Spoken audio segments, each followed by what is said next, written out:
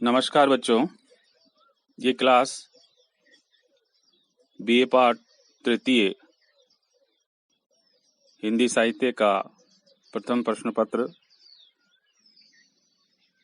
के ऊपर आधारित है। इसमें आधुनिक काल के कवि अयोध्या सिंह उपाध्याय के महाकाव्य प्रिय प्रवास पर हम चर्चा कर रहे थे।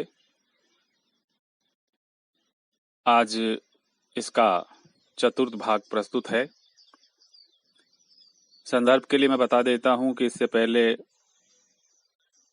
जो वर्णित किया गया है वो है कृष्ण जब मथुरा चले जाते हैं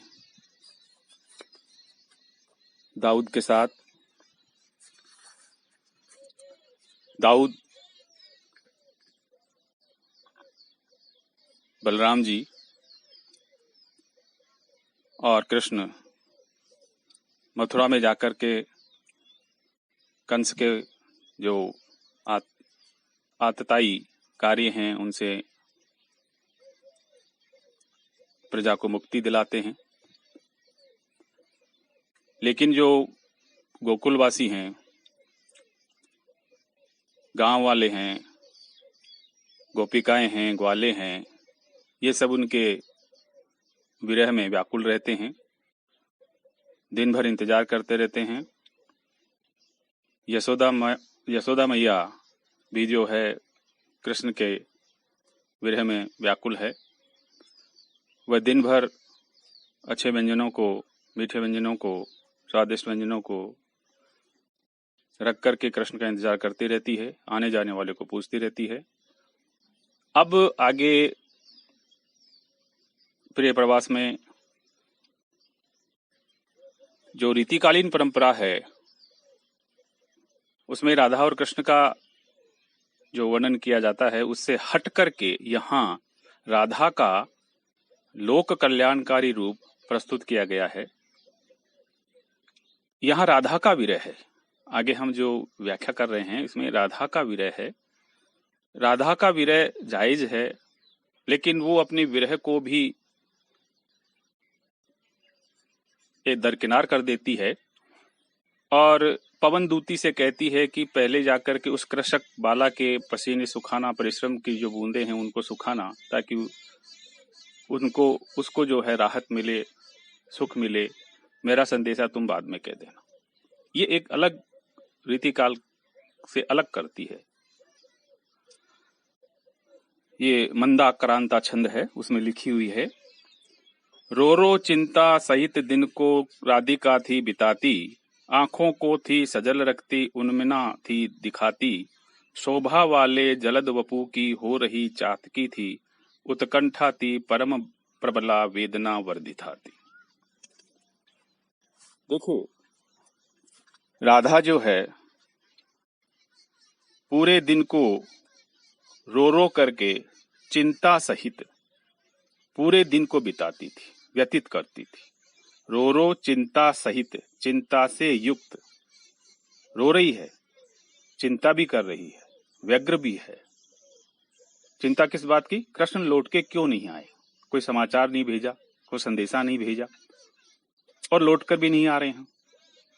चिंता इस बात की कि कृष्ण किस हालत में हैं, किस तरह से वहां रह रहे हैं।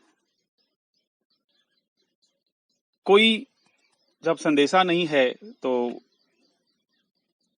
व्यक्ति को दुष्विचार आने लगते हैं। तो ऐसे ही चिंता में डूबी हुई पूरा दिन व्यतीत कर देती है। दिन को राधिका थी बिताती, इस तरह से सारे दिन को राधा व्यतीत करती थी कृष्ण के इंतजार में, रो रो करके चिंता सहित। आंखों को थी सजल रखती, उनमें ना थी दिखाती, हमेशा उसकी आंखें सजल रहती थी आंसुओं से और उनमें ना उदास। पूरे दिन उदास बैठी रहती घर पे और उसकी आंखों से लगातार आंसू टपकते रहते। शोभा वाले जलद वपू की हो रही चातकी, जैसे चातक पक्षी जो एक निष्ठ प्रेम का द्योतक है, वह केवल बादलों से जो बूंद बरसती है उसी से अपनी प्यास मिटाता है। उसी की उपमा यहाँ हरिओत जी दे रहे हैं कि जैसे जलद वपु, जलद बादलों को कहते हैं, वपु शरीर। तो जिस प्रकार चातक पक्षी बादलों में पानी की बूंदों की आशा रखता हुआ केवल उसकी ओर देखता रहता है, उसी प्रकार राधा शोभा वाले सुंदरता के धनी जो घनश्याम हैं, कृष्ण हैं, उनके वपु शरीर, उनका आकार, उनकी छवि की चातकी बन रही थी। यानी केवल कृष्ण के छवि को, कृष्ण के जो सुंदर शरीर है, सुंदर शोभा है, उसको निहारना चाहती थी। उत्कंठाति परम प्रबला वेदना वर्धिता थी। उत्कंठिता थी, उत्कंठ उत्सुक होना, व्यग्र होना, और इस व्यग्रता के साथ प्रबला वेदना वर्धिता थी। प्रबल तेज वेदना, विरह की वेदना, वर्धिता बढ़ती जा रही थी। यानी विरह का जो आवेग है, विरह का जो तेज है, वो बढ़ता ही चला जा रहा था, बढ़ता ही चला जा रहा था।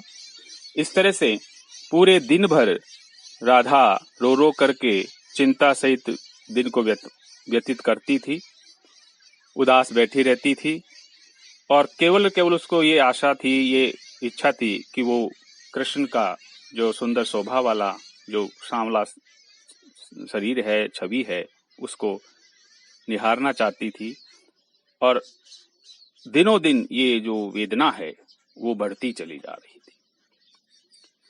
बैठी खिन्ना यक दिवस वे गेह में थी अकेली, आके आंसू दृग युगल में थे धारा को भिगोते, आई धीरे इस सदन में पुष्प सुगंधा को ले, प्रातः वाली सुपवन इसी काल वातायनों से। ऐसे ही एक दिन वो बिल्कुल खिन्न, दुखी बैठी हुई थी, घर में अकेली, अपने घर में अकेली बैठी हुई थी, खिन्न उदास। तो आके आंसू दृग युगल में थे धारा को भिगोते, और प्रबल वेग से आंसू की धारा दोनों आंखों से, युगल दोनों आंखों से जो है आंसुओं की धारा बहती रहती थी और उसको पूरा का पूरा भिगो देती थी। जब राधा घर में अकेली खिन्न दुखी बैठी थी और आंसू से जो है तरबतर थी, तो ऐसे समय में आई धीरे इस सदन में पुष्प सुगंधा को ले। आई कौन? पवन, हवा। कैसी? पुष्प सुगंधा, पुष्प की खुशबू लिए हुए, सुगंध लिए हुए इस सदन में, जहां राधा बैठी थी उस घर में धीरे से सुगंधित जो हवा है वो प्रवेश करती है। प्रातः वाली, और यह हवा भी कैसी? सुबह सुबह वाली, शुद्ध पवित्र। सुपवन, अच्छी हवा। इसी काल वातायनों से, इसी समय, वातायन खिड़कियों से, इसी समय खिड़कियों से धीरे से सुगंधित हवा, पवित्र हवा का झोंका राधा को स्पर्श कर गया, और आके पूरा सदन उसने शोर भी ना बनाया, चाहा सारा कलुष तन का राधिका के मिटाना, जो बूंदे थी सजल दृग के पक्षम में विद्यमान, धीरे धीरे क्षिति पर उन्हें सौम्यता से गिराया। सबसे पहले क्या किया इस पवन ने, हवा ने, कि आके पूरा सदन उसने शोर भी ना बनाया। हवा ने आकर के पहले पूरे घर को खुशबूवान बनाया, सुगंधित बनाया, पूरे घर में सुगंधित हवा फैल गई। चाहा, और पवन ने क्या चाहा? कलुष तन का राधिका के मिटाना। जो कलुष है, जो दुख है राधिका का, उसको मिटाना चाहा कि कैसे भी मैं राधा को जो है इस दुख से उबार लूं। जो बूंदे थी सजल दृग के पक्षम में विद्यमान, जो आंखों के कोरों में, पक्षम कोरों में, आंखों के कोरों में जो विद्यमान थी जल आंसू की बूंदे, जो बूंदे थी सजल दृग के पक्षम में विद्यमान, जो आंखों के कोनों में जो आंसुओं की जो बूंदे थी, उनको धीरे धीरे क्षिति पर उन्हें सौम्यता से गिराया। तो सबसे पहले इस पवन ने क्या किया? धीरे धीरे सौम्यता से, बड़े तरीके से, मधुरता से, सरलता से, सबसे पहले उन कोरों में जो आंसुओं की बूंदें थी, उनको क्षिति धरती पर गिराया।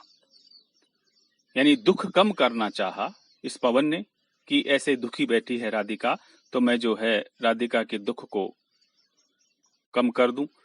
तो सबसे पहले सुगंधित हवा, ताकि राधा को कुछ सांत्वना मिले, इस सुगंधित हवा से उसका मन प्रसन्न हो।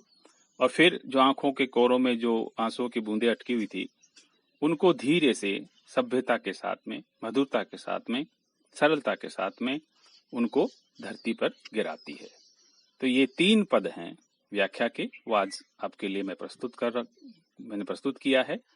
आगे हम इसका पार्ट 5 में इसी के क्रम में आगे राधा के विरह को और देखेंगे।